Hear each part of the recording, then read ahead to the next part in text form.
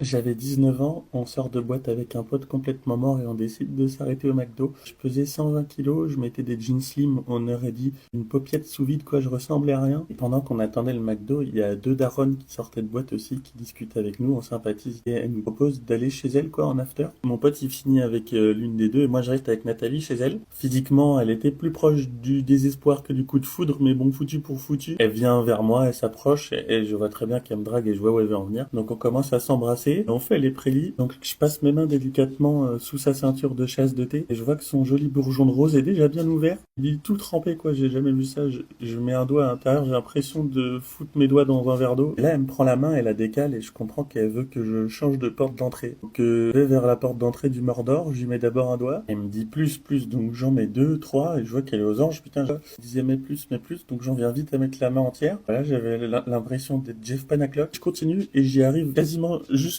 franchement, j'étais bien à l'avant-bras, quoi. C'était horrible, j'avais l'impression de mettre à bas un veau, mais j'ai jamais vu une meuf autant prendre de plaisir. Si peut-être ma meuf actuelle quand je lui laisse ma carte bancaire pour aller faire les boutiques. Et à un moment, ça faisait trop mal, quoi. Du coup, j'ai enlevé mon bras parce que j'avais des crampes.